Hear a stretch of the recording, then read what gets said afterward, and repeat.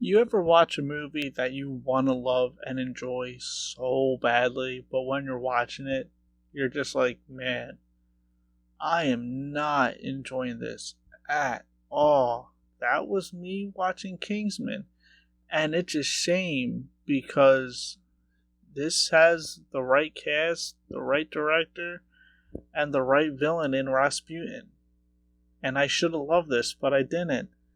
And The Kingsman is a prequel to the first two films in the franchise, and I adore the first film. I watched it many, many times. I probably watch it like once or twice a year. Now, the sequel, I can't say the same for, but we're not here for the sequel. So, let's talk about The Kingsman. How is this a prequel, you might ask? Well, it takes place during the early 1900s before the Kingsmen Agency has been formed. So it tells the formation of the agency and them trying to thwart the plans of a cabal of evildoers from starting a war. I'm going to be very honest here.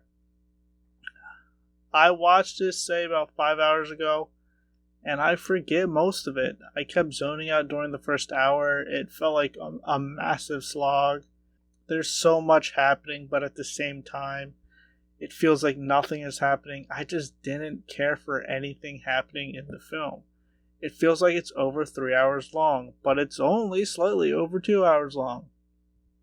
I feel like the film being a complete tonal shift from the first movies might be the cause of this, because I went in expecting a Kingsman movie, and it's kind of not. So if you go in there expecting it with the same tone of the first two, you're gonna leave disappointed like I was. There's no humor, there's no carefree attitude. It tries to be a serious family drama, spy thriller, and an action war movie all at the same time.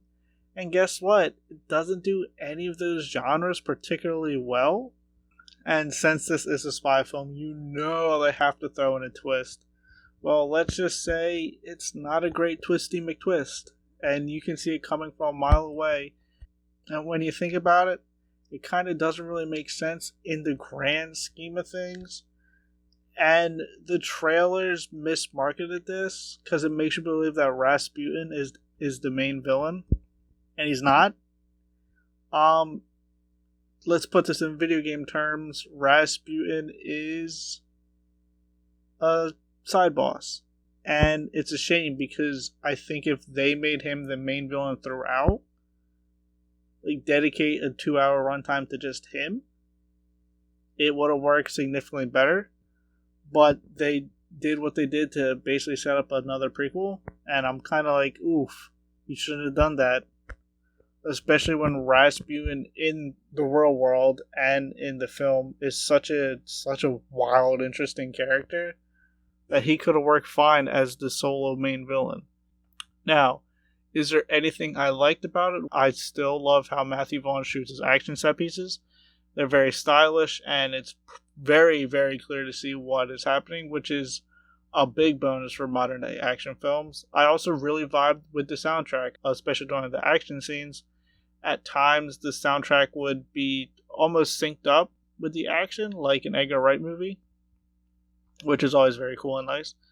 This one is short and sweet. Why? Because I didn't find this particular film very, very interesting or engaging, so I just lacked the energy to talk about it. I love talking about the movies that I personally love and enjoy. I can do that for hours and hours and hours.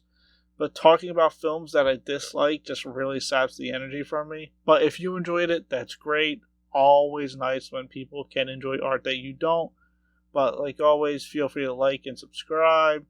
Leave your thoughts down below on The Kingsmen, or as I call it, The Kingsmeh.